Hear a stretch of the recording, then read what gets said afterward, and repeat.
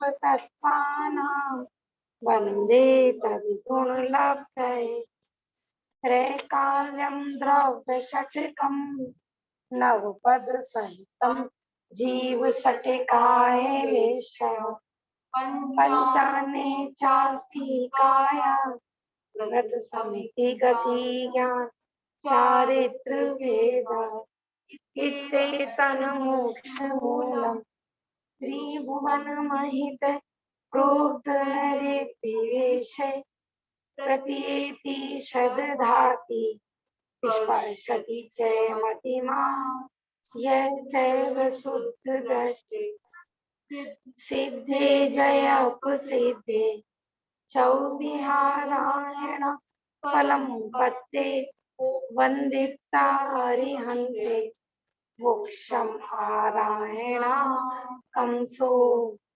उज्जुवनमुज्जुवनम् रेवाहणं ताहणं चणे चरणं दंसनेनाड चरित्रं तवाण नारायण बढ़िया। तीसरे अध्याय का पाठ करते हैं।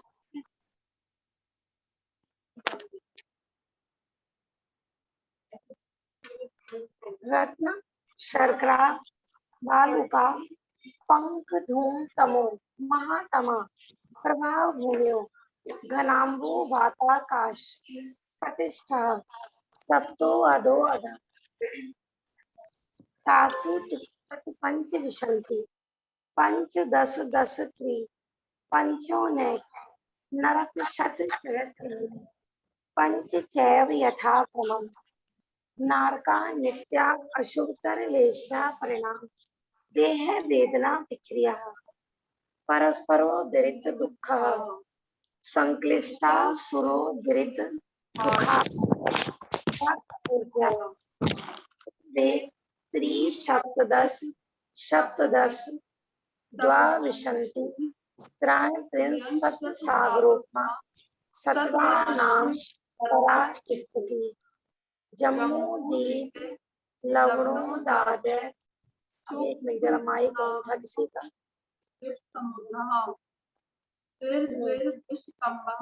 जम्मूदीप लवणोदादय शुभ नामानो दीप समुद्रः द्वेर द्वेर विष्कम्भः पूर्व पूर्व परिक्षेपिणो वल्याकृत्य तन्मध्ये मेरु नाविर्वृत्तो योजन शत सहस्त्र विष्कम्भो जम्बूद्वीप भरत हेमवत हरि विदेह रम्यक हिरण्यवत ऐरावत वर्षः क्षेत्राणि तद्विभाजन पूर्वापरायता हिमवन महाहिमवन निषद नील रुक्मी शिखरिणो वर्षधर पर्वतः हेमार्जुन तपनीय वैडूर्य रजत हेममयः मणि विचित्र पार्श्वा उपरि मूले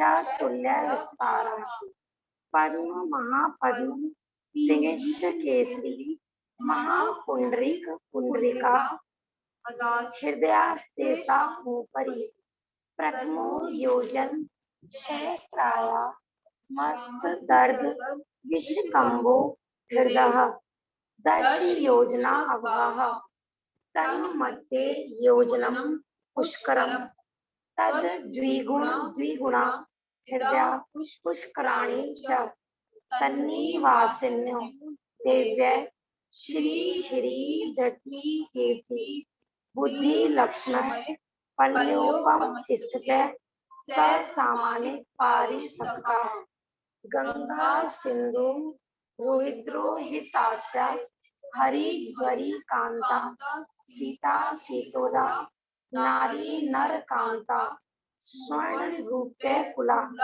रक्ता रक्तोदा सरितस्य तन्मध्यगा द्वे द्वयोर पूर्वा पूर्वगा शेषात् स्वं पर्गा चतुर्दश नदी सहस्त्र परिवृत्ता गंगा सिंधवाद्यो नद्य भरते षट विशंति पंच योजन शत विस्तार, षट चैकोन विशन्ति भागा योजनस्य, तद द्विगुण विस्तारा, वर्षधर वर्षा विदेहान्तः, उत्तरा दक्षिण तुल्यः, भरत ऐरावतयो वृद्धि ह्रासो, षट समयाभ्यामुत सर्पिण्य अवसर्पिणीभ्याम् ताभ्यां परा भूम्यो अवस्थितः, एक द्वै त्रिपल्योपम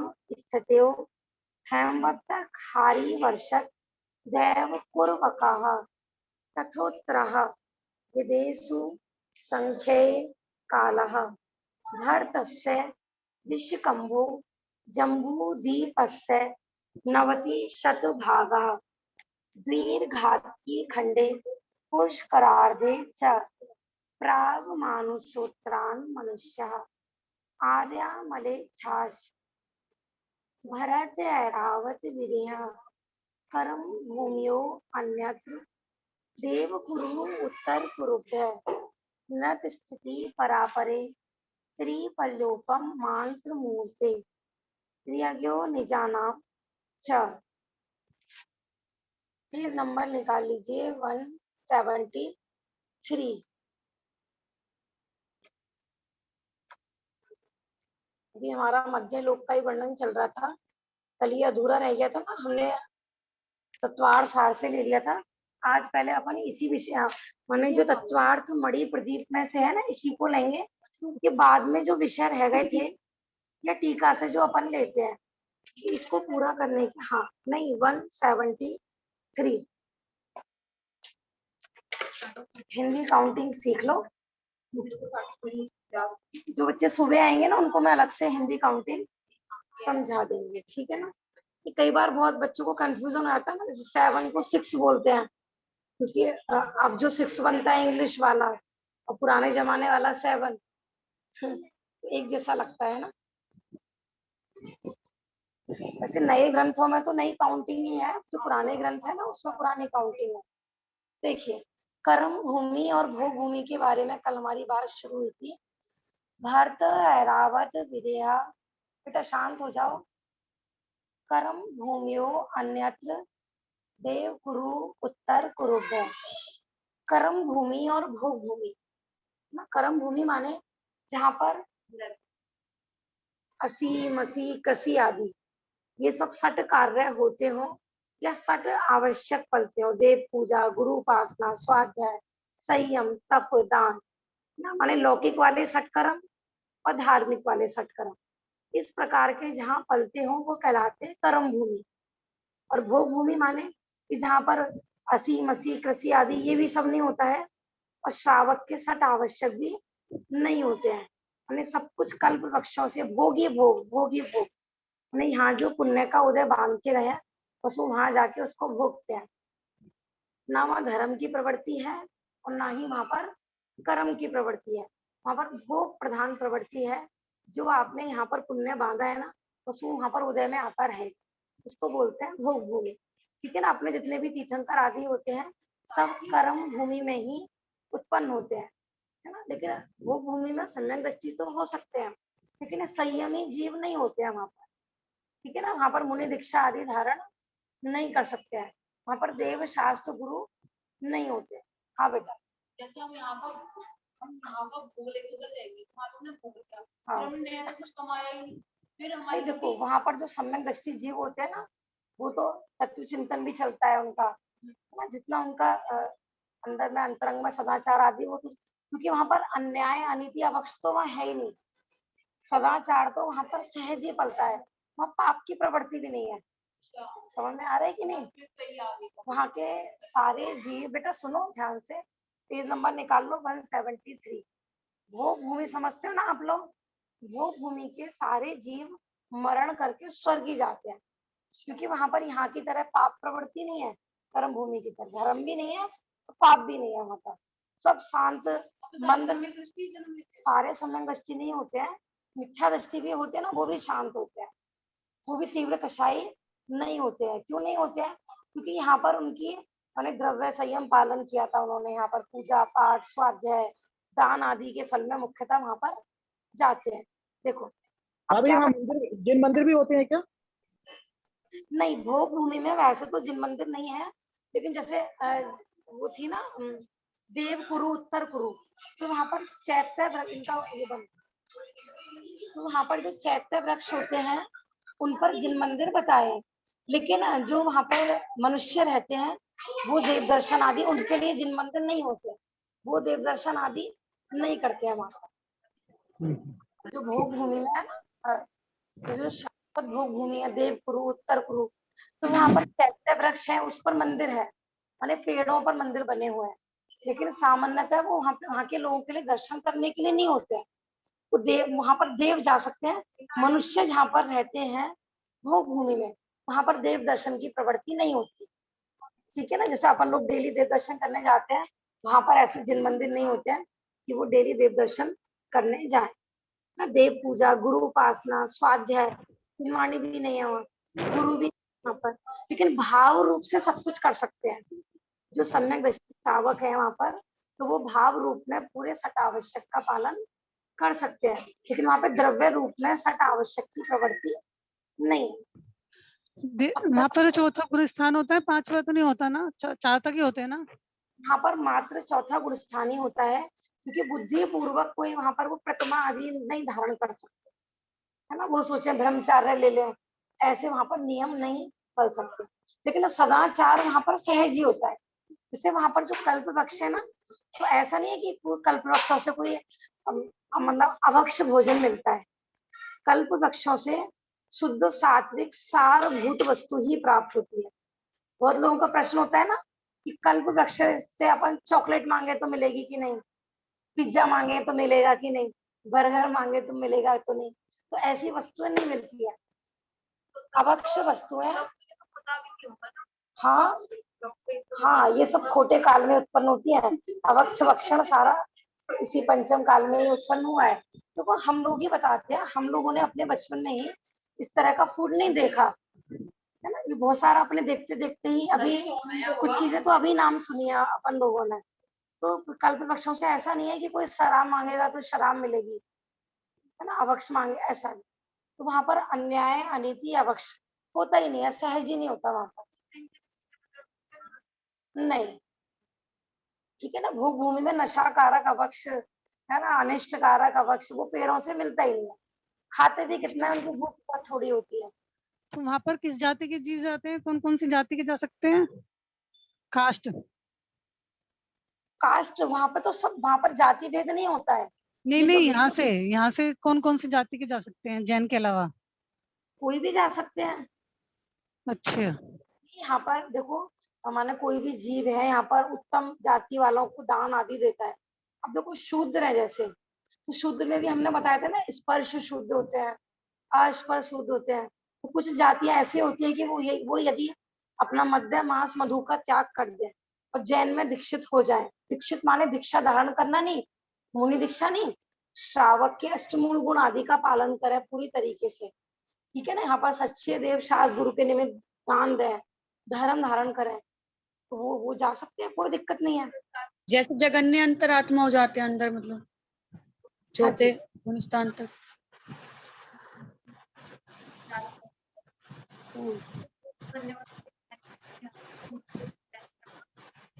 हाँ, षष्ठी का प्रश्न है कि जैसे अपन हनुमान जी की कहानी पढ़ते हैं अपने यहाँ, तो अपन पढ़ते हैं वो जंगल में थी ना, अंजना को जंगल में छुड़वा दिया था उनकी सास ने।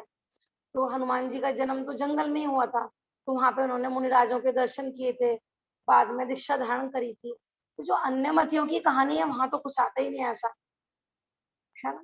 तो बेटा ये देखो काल का ही प्रभाव है। जैसे हमने कहा ना, रामचंद्र जी ने भी तो जैन दीक्षा धारण करी थी, लेकिन अन्य मतों में नहीं बताया जाता है। लेकिन ऐसा नहीं है, उनके भी देखो जो उनके भी क्या होता है कि जो पुराने ग्रंथ छपे हुए हैं ना, मेरे पास ये संयम प्रकाश जी ग्रंथ है ना, इसमें कई जगह ऐसा वर्णन है।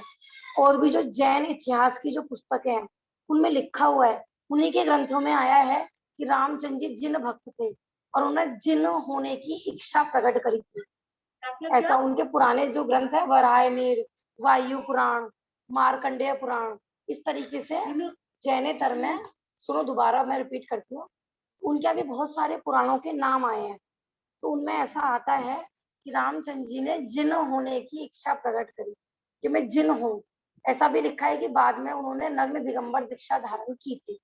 काल दोष से कसाई जीवों की प्रवृत्ति ज्यादा हो गई, तो वो कषाय के आवेश में आकर देखो वो सत्यवाद का क्यों उद्घोष करेंगे।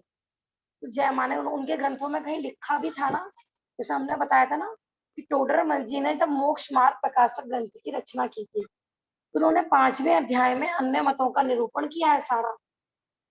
तो उन्होंने अन्य मतों के ग्रंथ भी पढ़े थे, माने चाहे मुस्लिम मत हो, ईसाई मत हो, सारे ग्रंथ उन्होंने अध्ययन किया था।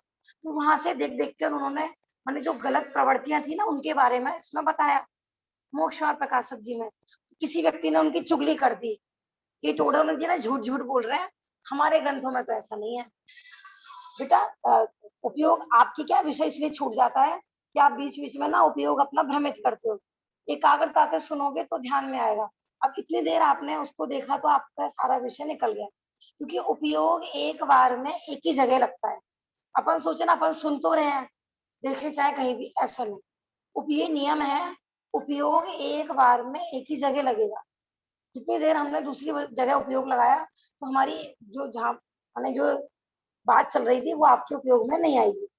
मैं क्या बता रही थी कि जब टोडरमल जी की किसी ने चुगली की, ठीक है ना, तो टोडरमल जी ने कहा नहीं इनके ग्रंथों में लिखा हुआ है। लेकिन वो लोग क्या करा, उन्होंने नया एडिशन लेकर आए। तब उनको पता लगा कि हमारे ग्रंथ मतों में इतनी गलत गलत बातें हैं और उसको लेकर माने जग हसाई हो रही है, तो वहां पर एडिशन चेंज कर दिए गए।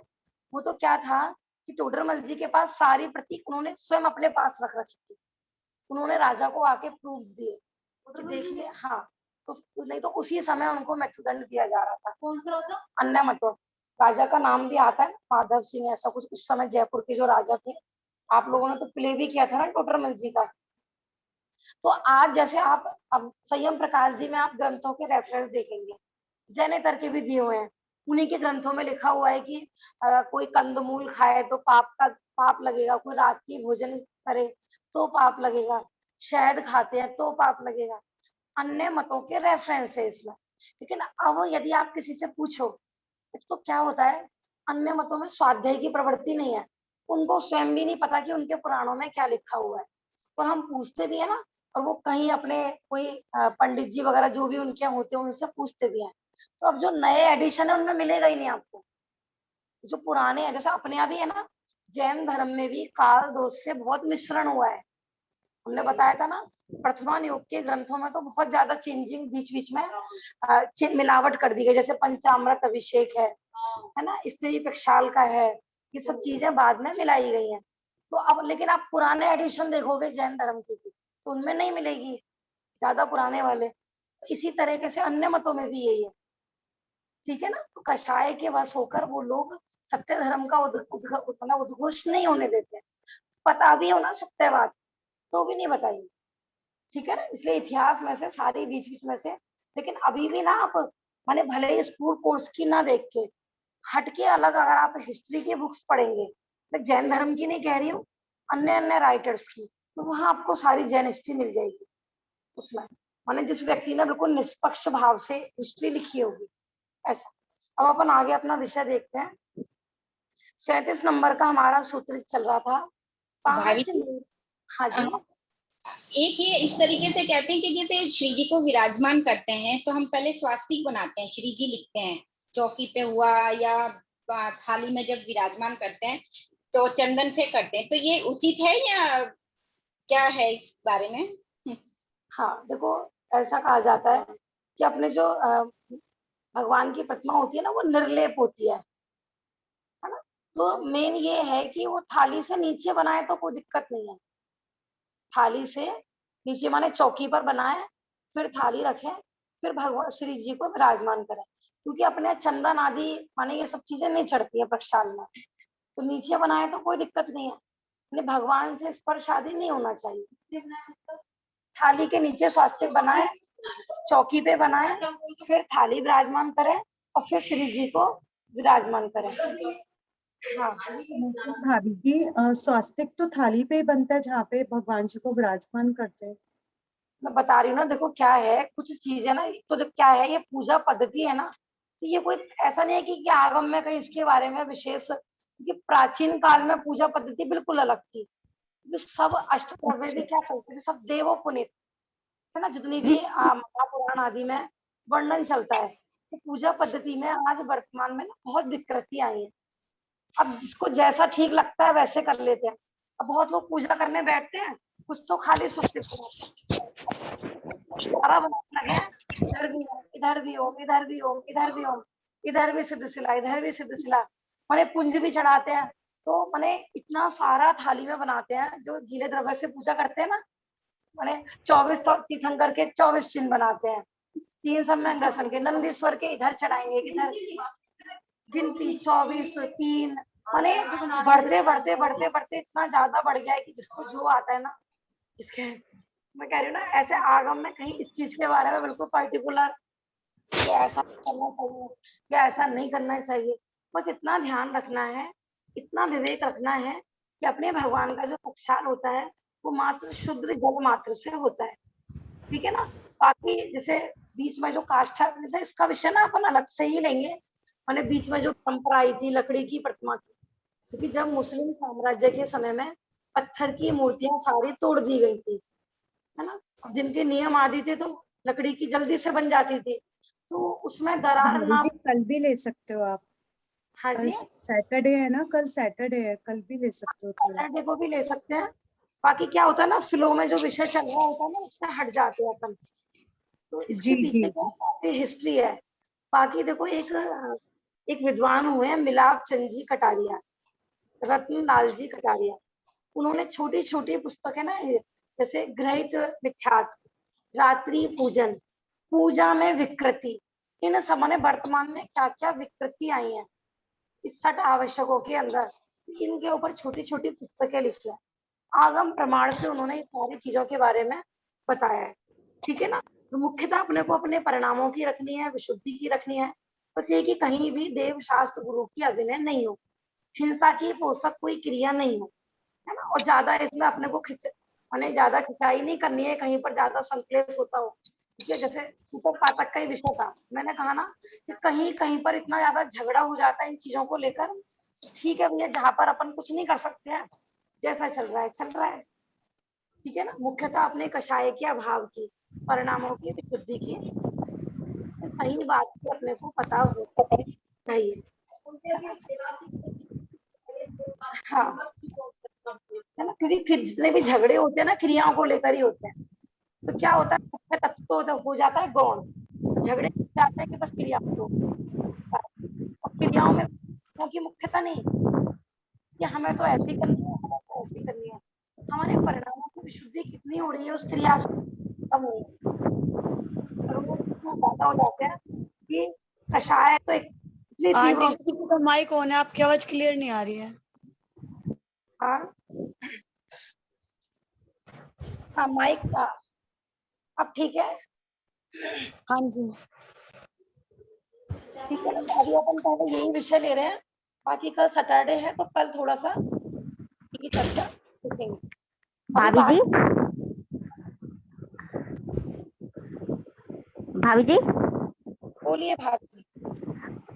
जिस प्रकार पुराने आचार्यों का हमारे ऊपर महान उपकार है, उन्होंने इतना अपना कीमती समय छोड़कर हमारे लिए शास्त्र जी लिखे हैं, आपका भी महान उपकार है, आप अपना इतना समय हमें देते हो, हमें हरे ज्ञान के लिए आपका बहुत बहुत उपकार है। तो ये सब व्यवहार की चीजें हैं, ठीक है, यही है कि देखो जो भी जीव इस काल में धर्म में लग रहे हैं, आप लोग भी देखो अपना समय दे रहे हो, मैंने कहा ना विषय भोग की प्रवृत्ति इस काल में बहुत ज्यादा है ना, मैंने जितने जीव भी स्वाध्याय में लग रहे हैं, मैं बार बार कहती हूँ वास्तव में ऐसा कुछ भी नहीं है कि मैं आपको पढ़ा रही हूँ या आप पढ़ रहे हो, ये सिर्फ चर्चा मात्र है, मैं भी आपकी तरह स्वाध्याय ही कर रही हूँ, ऐसा नहीं है कि मेरा कोई पूर्व में कोई ज्यादा अध्ययन है, मेरी भी आपके साथ ही स्वाध्याय होती है, आप सबका भी मेरे ऊपर उपकार है कि आपके निमित्त से मेरी स्वाध्याय होती है, तो जब मैं दोपहर को स्वाध्याय कराती थी ना, देखो माने सामूहिक चर्चा का कितना लाभ होता है, अपन अकेले करते हैं ना प्रमाद भी कर जाते हैं,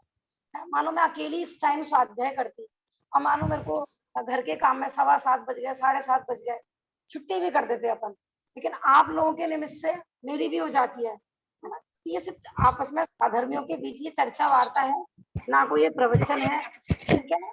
इसमें कुछ तो आपको मेरी भी कोई गलती लगा करे, ठीक है ना। देखो यूट्यूब पे अपन ये क्लास डालते हैं, अपने को भी बहुत भय रहता है कि कोई भी आगम विरुद्ध बात यूट्यूब पर नहीं डले, कि आगे की माने आगे जो इतने जीव होंगे वो बाई चांस कोई इसको सुने, ठीक है ना। तो आपको कोई भी माना आप विशेष स्वाध्याय भी बहुत लोग हैं हमारे जो जूम पर जुड़े हुए हैं, बहुत अच्छा अध्ययन है, तो वो लोगों से भी मेरा विशेष ये है कि यदि कोई गलती यहाँ से होती है, ठीक है ना, मैं भी आपकी तरह ही क्षुद्र है, अल्प ज्ञान के अपन धारी हैं ना। बहुत सी विषय ऐसे होते हैं कि हमारे नॉलेज में नहीं है, तो आप हमें सजेस्ट करेंगे कि इस आगम में यहाँ पर इस चीज के बारे में ऐसा वर्णन आया है, तो आप भी हमें बता सकते हैं। भले ही यूट्यूब पर भी वो चीज डल गई हो, तो हम फुट नोट में डाल सकते हैं कि ऐसा भी आगम प्रमाण है, क्योंकि अध्ययन तो जितना करोगे उतना आपके ज्ञान में निर्मलता आती है, ठीक है ना। तो यहाँ तो सब परस्पर में चल रहा है, ठीक है ना। क्योंकि आप लोगों के निमित्त से मेरी भी होती है, मैं बता रही हूँ ना, जब से मेरी दोपहर वाली बंद हुई ना, तब से मेरा टाइम घर का काम निपटता है 2 बजे। और जब ये रहता था कि नहीं भाई ये लोग चर्चा के लिए आएंगे, तुरंत 12 बजे दी एंड करना है तो करना है। अभी भी मैं आज ही की कंडीशन बता रही हूँ, यदि आज मैं स्वाध्याय में नहीं आती ना, तो मैं 8 बजे तक रसोई में होती। आज थोड़ा ज्यादा फैला हुआ था, लेकिन उपयोग में रहता है ना कि नहीं चर्चा, है ना। सामूहिक के स्वाध्याय का बहुत लाभ है, अकेले में और इस काल में तो ज्यादा ही। अकेले में अपन प्रमाद में पड़ जाते हैं, तो अपेक्षा है, दोनों की अपेक्षा है। हमारे जैसे जीव हो भोग प्रधान माने पूरे दिन घर गृहस्थी के काम वाले, सामूहिक के स्वाध्याय की बहुत लाभ।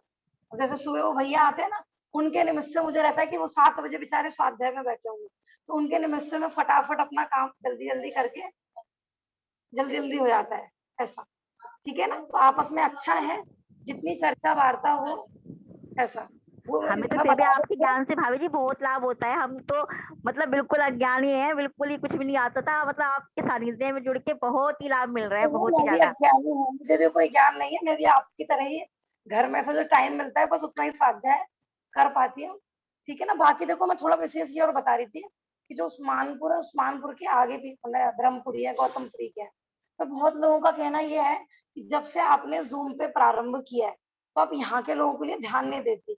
हमारे बच्चे सारे सारे वो कहते हैं कि चाची आप हमारे लिए तो ध्यान ही नहीं देती हो, और आप जो चीज, क्योंकि ये सब वो बच्चे पढ़ चुके हैं। तो सुबह माने डेली अब हम लोगों ने सुबह 7 से 8 यहाँ पर जो भी आता है अपन, माने आप जो कहेंगे, जो भी पर्सनल समझना है, जो भी चीज पढ़नी है, ऐसे कल से अष्टानी का पर्व लग रहे हैं, तो कुछ बच्चे पूजा का अर्थ कह रहे थे, जैसे आपको बेस क्लियर करना था, तो सुबह 7 से 8, ठीक है ना, कोई भी आ सकता है ऐसा, यहीं पर स्वाध्याय में बंद, ठीक है। बाकी अपन आगे देख, पूजा तो देखो अपने अकेले के करो, बाकी 8 दिन यदि सामूहिक पूजा करना चाहें तो बहुत अच्छी बात है। उस्मानपुर के, हाँ, ऐसा भी रख सकते हैं अपन, क्योंकि देखो सामूहिक पूजा में ये लाभ होता है कि बच्चे भी प्रमाद छोड़ते हैं, है ना। अकेले में मैं आपसे कह दूं कि सब अपनी अपनी कर लेना, चलो टाइम अपन बात कर लेंगे, अभी सिर्फ जूम पे अपनी क्लास के बारे में देखते हैं। हाँ, 5 मेरु संबंधी, 5 भरत, 5 ऐरावत, देव कुरु तथा उत्तर कुरु, इन दोनों को छोड़कर 5 विधेय, इस प्रकार 2.5 दीप में कुल 15 कर्म भूमि। कर्म भूमि और भूभूमि समझ में आ गई ना। 5 मेरु संबंधी, 5 भरत क्षेत्र, 5 ऐरावत क्षेत्र, देव कुरु और उत्तर कुरु, ये तो शाश्वत भूमिया थी ना। तो 5 विधेय, 5 विधेय ले लो, क्योंकि वहां पर भी कर्म भूमि है। ऐसा पूरे 2.5 दीप में कितनी कर्म भूमि हो गई? 15।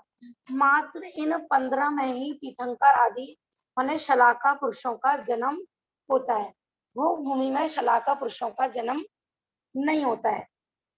जहाँ शुभ अशुभ कर्मों को करने की और 8 कर्मों को नाश करने की प्रधानता हो, उसे कर्म भूमि कहते हैं।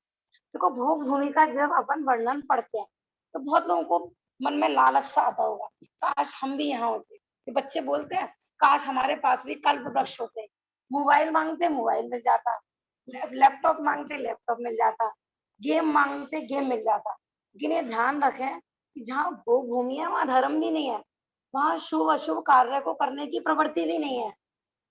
समझ में आ रहा है ना? वहां आपको जिनवाणी स्वाध्याय नहीं मिलेगा। वहां आप सोचे कि अपन आर्य का दीक्षा ले लें ना, मुनि दीक्षा ले लें, वहां नहीं धारण कर सकते, है ना? जहाँ पर श्रम हो वहीं पर ही श्रमण होते हैं। समझ में आ रहा है ना? कभी ऐसी मतलब जो ज्ञानी जीव होते हैं वो ऐसे क्षेत्रों की भावना नहीं भाते हैं कि बस वहां पर भोग भोग सामग्री मिले। जहाँ धर्म है वहां सुख है, और जहाँ धर्म नहीं है वहां कोई सुख है ही नहीं। नाम है उनका सुखमा सुखमा, नाम है सुखमा, लेकिन वास्तव में जहाँ धर्म है वहां है सुख। वहां जो सुख का है ना वो इंद्रिय सुख की बात है? और अपने चौथे काल का नाम भी होता है दुखमा सुखमा। तो वहां जो सुखमा लगा हुआ है ना, वहां सुखमा का क्या तात्पर्य है कि यहाँ धर्म है, क्योंकि जहां जहां धर्म वहां वहां सुख। और पंचम काल का नाम दुखमा दुखमा क्यों नहीं है? क्योंकि अभी यहाँ पर धर्म की प्रवृत्ति है, तो जीव ज्यादा दुखी नहीं है ना? ऐसा कर्म भूमि के जीव। बेटा ये किसी ने ना स्केच पेन से किया हुआ है, कैसे मिटेगा? चलो कोई दिक्कत नहीं, आके कर दो अगर जिसको भी। कर्म भूमि के जीव पाप का उत्कृष्ट पुरुषार्थ करें तो सातवें नरक तक जा सकते हैं। देखो, सातवें नरक की प्रवृत्ति भी कर्म भूमि में ही होती है। पुण्य का उत्कृष्ट पुरुषार्थ करें तो कहाँ जा सकते हैं? सर्वगा सिद्धि। और कर्म के नाश का पुरुषार्थ करें तो कहाँ जा सकते हैं? मोक्ष। माने उत्कृष्ट पुण्य, उत्कृष्ट पाप और उत्कृष्ट धर्म कहाँ हो सकता है? कर्म भूमि में, है ना? अब से आप बात को डिलीट कर देते हैं। हमने अब इससे पहली लाइन यही बोली थी कि भोग भूमि में 63 सलाहका महापुरुष नहीं होते हैं। उपयोग को थोड़ा सा स्थिर करना सीखो। यही चाहती है उपयोग क्रिया मतलब मैं मुझे कल्पना वगैरह ही होती है। हाँ जी, तो मतलब बस मिलता ही मिलता वहां पे, तो कुछ नहीं होता। हाँ, जो देता है ना, देखो इस मनुष्य पर्याय में देने देने की भावना करी, है ना? उसको दो उसको दो। कुछ सुनो बेटा, आजकल बच्चे कैसी प्रवृत्ति वाले हो गए? लेना लेना लेना लेना। मैंने आज कुछ देखो, अपन जनरेशन गैप के हिसाब से इतना परिणामों में अंतर हो गया है। आजकल बच्चों के माने चाहे रिलेटिव घर पर आए, चाहे कोई गरीब आ जाए, माने देते हैं ना, मम्मी पापा भी देते तो बच्चों को बुरा लगता है आज के टाइम में। माने देने दे सिर्फ लेने लेने की प्रवृत्ति हो गई है आजकल बच्चों की। पहले ऐसा माने देने में खुशी होती थी, मम्मी पापा भी देते थे, अपन भी अपने हाथों से देते थे तो खुशी होती थी। आजकल क्या है, एकलौती संतान है तो बस जिसे भूख अकेले मुझे भोगने है। मैंने आजकल प्रवृत्ति हो गई झपटने वाली, बस अकेला मुझे, मेरा पेट और मैं, है ना? फैमिली बस मेरा परिवार, इसी को खिलाना है, इसी को पिलाना है, इसके अलावा और कोई थर्ड पर्सन दिखाई नहीं देता। माने धन्य है वो जीव जो इस गृहस्थी से उठ के माने धर्म के लिए कुछ कार्य करते हैं।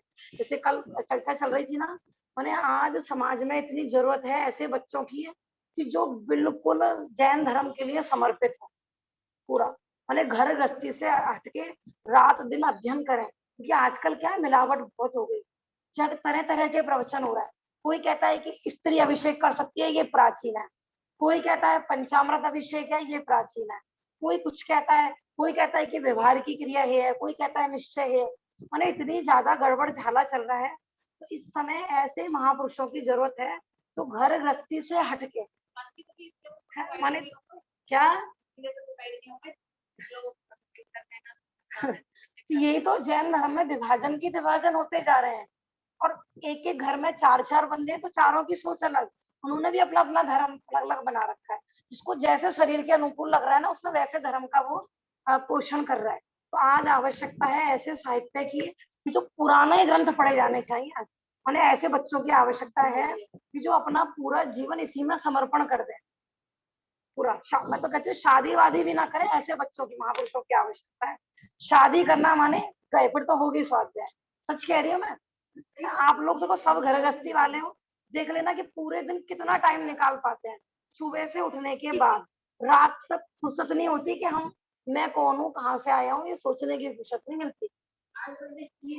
हाँ, ऊपर से मोबाइल, बचा कुचा टाइम किसने खा लिया? मोबाइल में हो गई स्वाध्याय। तो आज मतलब बहुत ऐसे ऐसे लोगों की आवश्यकता है कि जो विषय भोगों से बच के रहते हो, है ना? घर गृहस्थी वाले भी हों तो लिमिटेड घर गृहस्थी हो। अब ऐसे नहीं है रोज आए दिन कहीं भाग रहे हैं, जा रहे हैं, फिर रहे हैं। ऐसे लोग माने धन्य हैं, ऐसे ऐसे विद्वान हुए हैं गृहस्थी वाले, टोडरमल जी, दौलत राम जी, है ना, कितने कितने अपन माने फैमिली वाले होकर भी इन्होंने कितना कार्य किया धर्म के लिए। सच में ऐसे लोग, ऐसे विद्वानों की आवश्यकता है आज। फिर बच्चों को फुर्सत ही नहीं है मोबाइलों से। मेरे को कल यही विचार चल रहा था। हाँ, सही बात। और कैसे बच्चों की आवश्यकता है कि उनकी आजीविका संभालें और लोग उनको आजीविका से निश्चित करें। और तुम भैया अध्ययन करो, शोध खोज करो, जैन धर्म के प्राचीन ग्रंथों का अभ्यास करो, है? क्या आगम प्रमाण है, तुलनात्मक अध्ययन कर करके ऐसी आवश्यकता है। क्योंकि अब क्या है, इतने नए नए ग्रंथ छप गए कि पुरानी बातें लुप्त होती जा रही हैं। मूल जो अपना दिगंबर जैन धर्म है वो लुप्त सा होता जा रहा है। तो आज प्राचीन ग्रंथों के अभ्यास की आवश्यकता है। हाँ हाँ, मैं वही तो कह रही हूँ, 50-100 साल पहले भी मतलब उनको भी हम प्राचीन परंपरा कह देते हैं। ठीक है ना, जूम पर भी जो लोग सुन रहे हैं, जिनको ऐसा लगता हो कि अपन निवृत्त हो गए हैं, है ना, माने परिवार से बच्चों की शादी ब्याह करके, वो अपना पूरा जीवन पढ़े और पढ़ाई इसी में लगा। और जितना कर सकते हैं, जैसे आजकल क्या हर चीज के लिए आगम प्रमाण चाहिए, क्योंकि गलत गलत प्रवचन भी आजकल दिए जा रहे हैं, गलत गलत मान्यताओं को पुष्ट करे जा रहे हैं, गलत मतों का पोषण हो रहा है।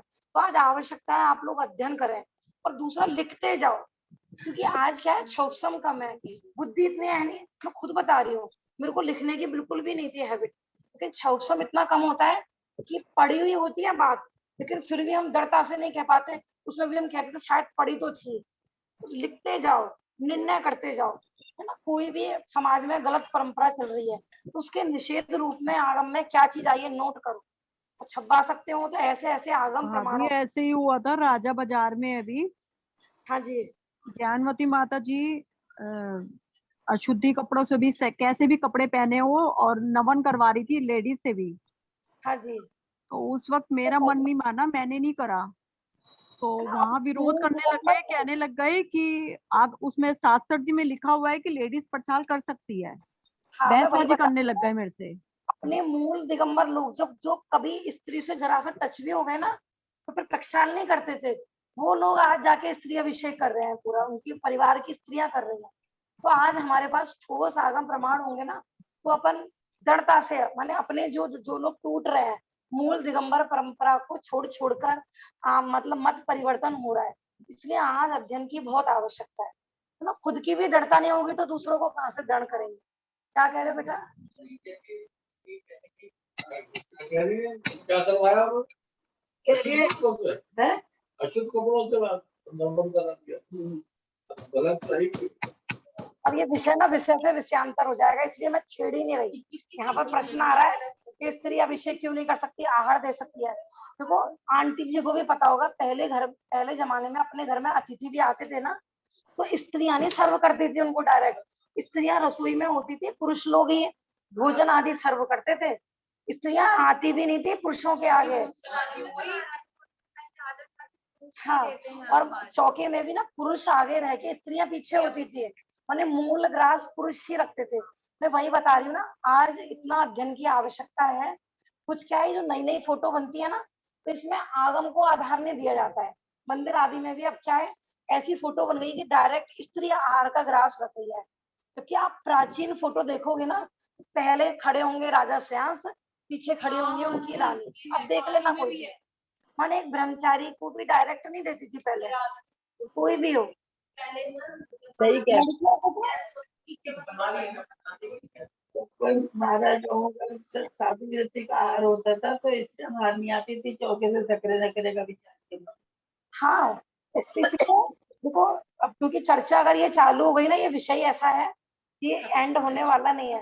लेकिन मैं सिर्फ इतना कहना चाह रही हूँ कि जो लोग माने निवृत्त हो चुके हैं, कम से कम वो लोग तो अपनी दृढ़ता बनाए। तो जितना जितना स्वाध्याय करेंगे उतना उतना ज्ञान निर्मल होगा। पुराने पुराने ग्रंथों की खोज करो, अपने घर में एक लाइब्रेरी बनाओ। जैसे साड़ियां संभाल संभाल के रखते हैं ना, कपड़े संभाल संभाल के, किसी लेडीज को ज्वेलरी का बड़ा शौक होता है, वहां की ये भी पहनना है, ये भी पहनना है। तो तरह तरह की पुरानी पुरानी लाइब्रेरी से खोज कर करके जिनवाणियां मंगाओ, खरीद खरीद के। पुराने पुराने ग्रंथ महंगे आते हैं, लेकिन आपकी साड़ियों से ज्यादा महंगे नहीं आएंगे।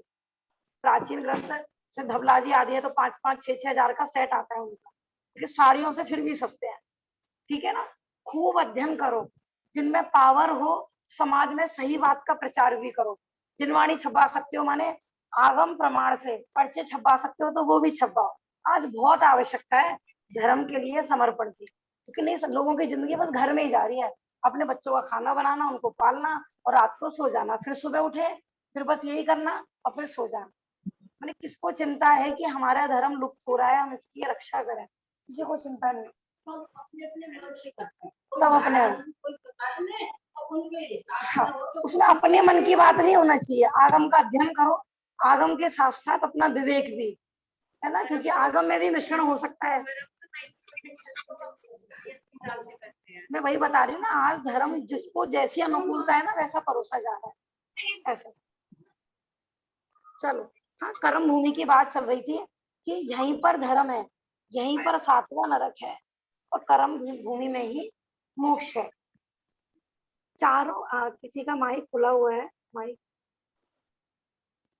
हाँ, चारों गतियों के और पंचम गति मोक्ष का रास्ता इन कर्म भूमियों से खुलता है ना। कर्म भूमि नहीं हो तो चारों गति और मोक्ष का रास्ता कैसे खुलेगा। अपन सोचे बस हमें तो भोग भूमि पसंद है, तो भैया भोग भूमि पसंद है तो वहां पे आपको मोक्ष की प्राप्ति नहीं होगी, आपको वहां पर सच्चे सुख की प्राप्ति नहीं होगी। भोग भूमि में कर्म ही नहीं भोगने की प्रधानता होती है, वहां आजीविका के लिए कुछ करना नहीं पड़ता, सब कुछ भोग सामग्री कल्प वृक्षों से ही उपलब्ध हो जाती है, कुछ भी नहीं करना, है ना। यहाँ पर देखो लोगों की आज पता है बीमारी होने का माने रोग बढ़ने का क्या कारण है शरीर में, कि आजकल बच्चे हो बड़े हो शरीर देखते हैं अपना, माने पहले 4 काम करके खुशी होती थी किसी का कर देते थे, आज क्या अपना शरीर देखते हैं और ऐसा लगता है काम करने में ना शरीर घिसेगा, बीमार पड़ जाएंगे। पेरेंट्स का भी यही है और बच्चों का भी यही, उनको लगता है कि काम करेंगे तो बीमार पड़ जाएंगे, क्योंकि काम करने से कोई बीमार नहीं पड़ता है। समझ में आ रहा है ना। तो देव, अब बहुत लोगों का कहना है घर के काम निपटेंगे तभी तो अपन मंदिर में आएंगे, है ना। माने हम क्या सोचते हैं मंदिर स्वाध्याय इनके लिए तो सिर्फ पेड वर्कर होने चाहिए और अपने घर का काम अपन स्वयं करेंगे। माने सौभाग्य होता है जिनको देव शास्त्र गुरु के निमित्त सेवा करने को मिलती है। भोग भूमि में ये बात चल रही थी ना, वहां पे भोग ही भोग मिलते हैं, तो उन्होंने ऐसा यहाँ क्या किया है कि जो वहां पर उनको मिलता ही मिलता है, मिलता ही मिलता है। कि हमारी क्या प्रवृत्ति है कि काम करने में या किसी की सेवा करने में, भैयावृत्ति करने में, माने हमारे ऐशो आराम में कमी नहीं होनी चाहिए। हम ये सब करेंगे तो हमारा कुछ घट जाएगा, दान देंगे तो पैसा घट जाएगा, किसी को 4 रोटी दे देंगे तो हमारी रोटी में कमी पड़ जाएगी। ऐसी भावना वाले भोग भूमि में नहीं जाते हैं, ऐसी भावना वाले दर दर के भिखारी बनते हैं, जो आज दिखते हैं ना कटोरों में भीख मांग रहे हैं, ऐसी प्रवृत्ति थी उनकी भी। जैसे आज ना वही सुबह जो रजत पढ़ने आते हैं ना, वही बता रहे थे कि किसी ने कोरोना के समय में किसी के घर में प्रॉब्लम हो गई, उसमें बेचारे ने ब्याज पे पैसा लिया गृहस्थी चलाने के लिए। कितना लिया? 5 या 10 हजार रुपए।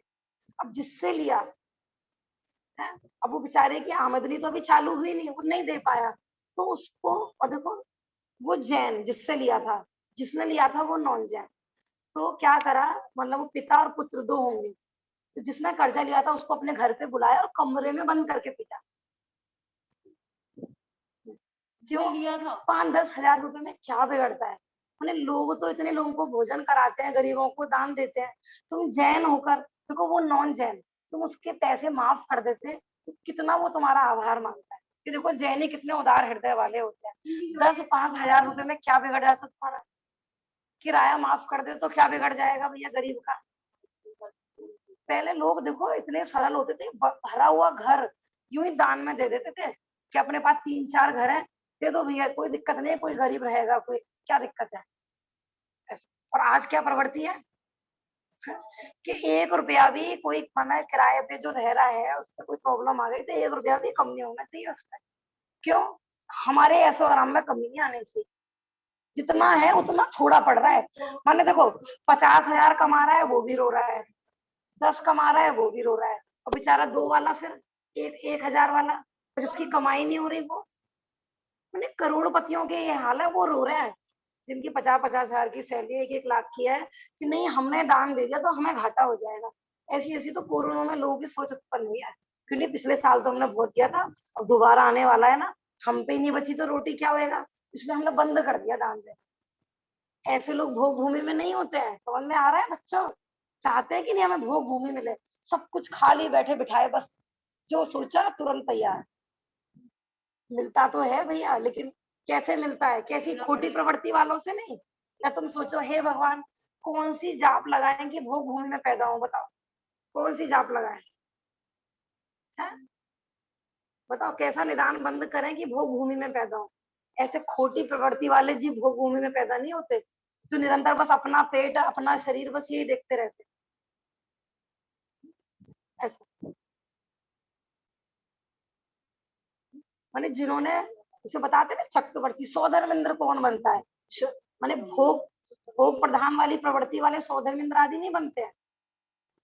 जिन्होंने वस्तुओं में सुख नहीं माना है, उनको ही वस्तुएं प्राप्त होती है अगले जन्म में। भोग भूमि के जीव मरकर नियम से देव गति में ही जाते हैं, ना तो वे नरक आदि गतियों में जाते हैं और ना ही वो मोक्ष में। ठीक है ना? मंद कषाय जीव होते हैं, सदाचार उनके जीवन में मूल में ही होता है, और वो सब मर के स्वर्ग में ही जाते हैं, ऐसा नियम है। सम्यक दृष्टि होंगे तो पहले और दूसरे स्वर्ग में, और मिथ्या दृष्टि होंगे तो भवनत्रिक में। 2.5 द्वीप में ये कर्म भूमियां 15 और भोग भूमियां कितनी हैं? 30। ठीक है ना? लगा लेना सब में। जम्मू द्वीप में थी ना, जैसे भारत के बाद हेमवत, हरि और हरण्यवत और रम्य, इस तरीके से लगा लेना। पढ़ाई थी ना ये भी भैया ने। 5 भरत, 5 ऐरावत, देवकुरु और उत्तर कुरु को छोड़कर 5 विधेय, ये 15 कर्म भूमियां हैं। इनका खुलासा इस प्रकार है। माने ये सब हमारे कर्म पर डिपेंड करता है कि कौन जीव कहाँ उत्पन्न होगा, है ना? अपन अपने को, दूसरों को कोसते रहते हैं, कभी किसी को कोसते हैं, कभी किसी को कोसते हैं। माने कौन से भरत क्षेत्र में होंगे, उसमें भी कहाँ पैदा होंगे, जैन में होंगे कि जैनेतर में होंगे, एक एक चीज हमारा कर्म निर्धारित करता है।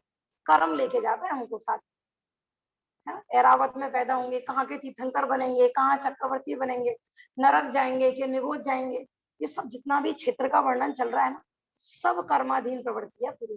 ये तो शाश्वत है क्षेत्र की, है ना? जबरदस्ती कोई भेजता नहीं है यहाँ पर। हम स्वयं ही जैसा पुण्य पाप करते हैं, वैसा ही क्षेत्र हमको मिलता है। जम्मू द्वीप में 1 भारत क्षेत्र, 1 ऐरावत क्षेत्र और देवकुरु, उत्तर कुरु को छोड़कर 1 ही विदेह क्षेत्र। ठीक है ना? माने एक विदेह क्षेत्र की वो 32 भेद है, मूल में हमें अखंड लेना है एक विदेह क्षेत्र। और देखिए बेटा आगे के पेज पे, ये देवकुरु और उत्तर कुरु कौन सी भूमि है भाभी जी? हाँ ये भोग, हमने जब जम्मू द्वीप का जब नक्शा लगाया था, आप देख सकते हो अपने अपने में, जिनके पास जिनवाणी है, तो बिल्कुल सेंटर में जहाँ पर सुमेरु पर्वत था, तो सुमेरु पर्वत के उत्तर साइड में देवकुरु थी और उत्तर कुरु थी, और दक्षिण साइड में थी देवकुरु। माने सुमेरु पर्वत के बिल्कुल उत्तर और दक्षिण में ये देवकुरु और उत्तर कुरु भोग भूमि होती है। उत्कृष्ट भोग भूमि है, ये शाश्वत भोग भूमियां होती है। ठीक है ना? दोबारा नक्शे में अपन दिखा ठीक है देंगे। भाभी। अब घात की खंड में ये सब चीजें डबल डबल हो जाएंगी। घात की खंड में 2 भारत, 2 ऐरावत और 2 ही देवकुरु और उत्तर कुरु, और 2 ही वहां पर विदेह क्षेत्र। ऐसे ही पुष्करार्ध में भी 2 भारत क्षेत्र, 2 ऐरावत क्षेत्र और उत्तर कुरु देवकुरु को छोड़कर 2 विदेह क्षेत्र।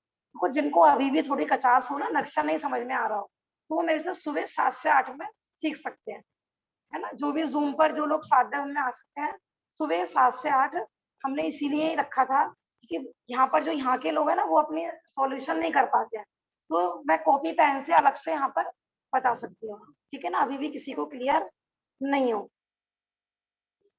इस प्रकार ये 15 भवनवासी और व्यंतर ज्योतिष देव होते हैं, उनकी विक्रिया तो स्वर्ग में नहीं जा सकती ना?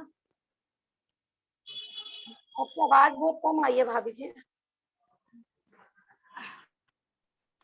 जो भवनवासी, व्यंतर और ज्योतिष देव होते हैं, उनकी विक्रिया तो स्वर्ग में नहीं जा सकती ना? कहाँ नहीं जा सकती है? स्वर्गों में, क्योंकि वो तो अधोलोक और मध्यलोक में ही रहते हैं, ये तीनों देव।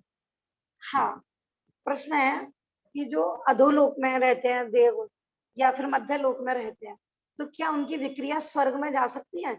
इसमें ऐसा होता है कि जो देवों की जो माने नीचाई तक तो जाने की एक लिमिट बताई है। हर तीसरे नरक से आगे कोई भी देव नहीं जाते हैं।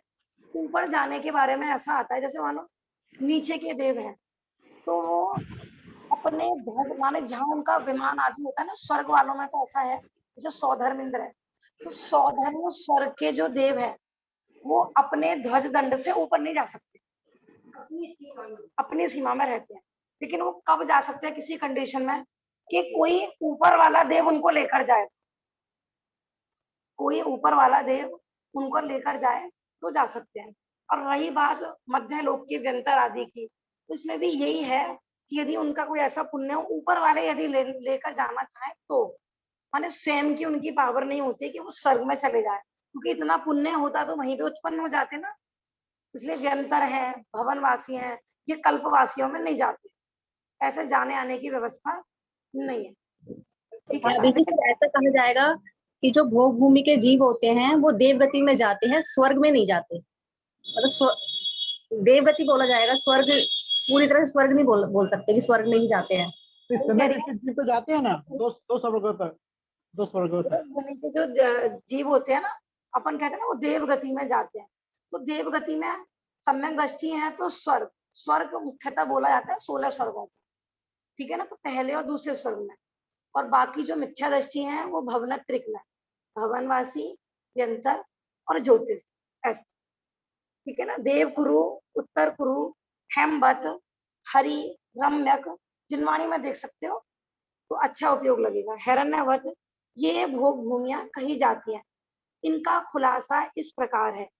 जम्मू द्वीप में एक हेमवत, एक हरि, एक रम्यक, एक हिरण्यवत, एक देवगुरु और एक उत्तर गुरु, ऐसे हो गई एक जम्मू द्वीप में ये 6 भोग भूमि, ठीक है।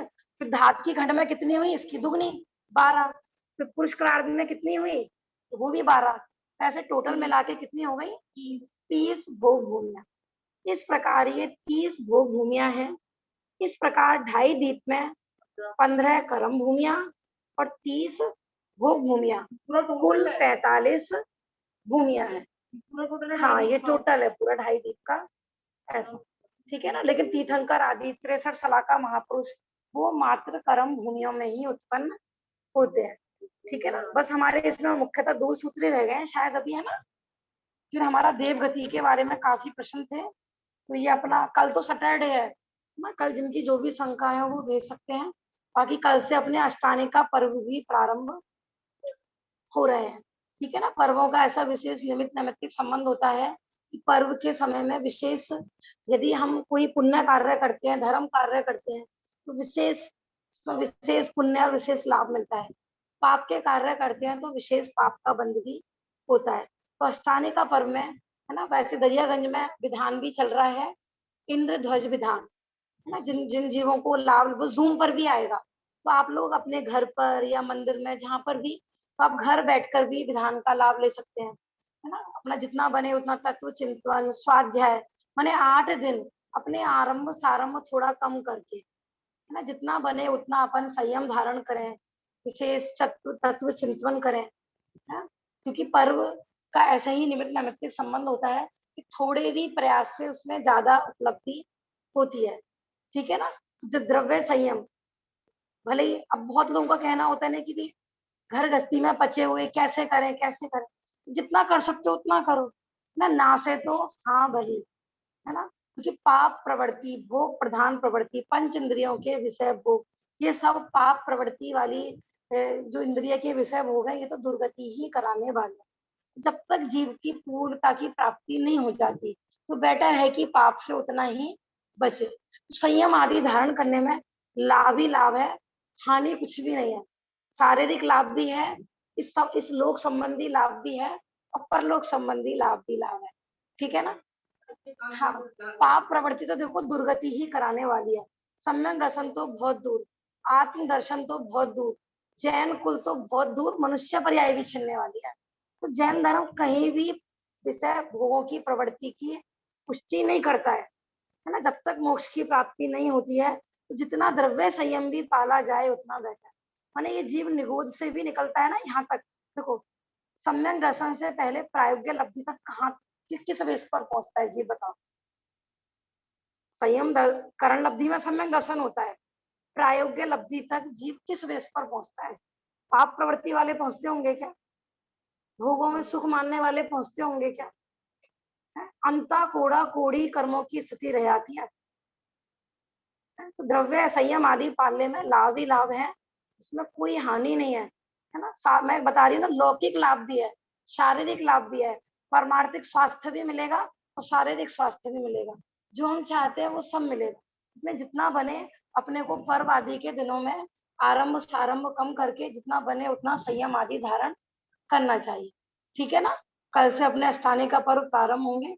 विशेष स्वाध्याय चाहते हैं तो अपने घर पर भी कर सकते हैं, बाकी और जैसे जिसको लाभ मिले उसके माध्यम से ले सकते हैं। बाकी जो स्नान पुरखे हैं वो करना चाहे पूजन तो अपन सुबह 8 दिन 7 से 8 यहाँ पर भी रख सकते हैं। निज निधि निज ने बताई यह अनंत उपकार है, उसके ही जिन वाणी माँ वंदे सतवा। नमो अरहंताम नमो सिद्धारम नमो आयरियारम नमो वज्झाया नमो लोकिता। बोलो जिनवाणी माता की जय, महान जैन धर्म की जय। जय जिनेंद्र जय जिनेंद्र, सबको जय जिनेंद्र।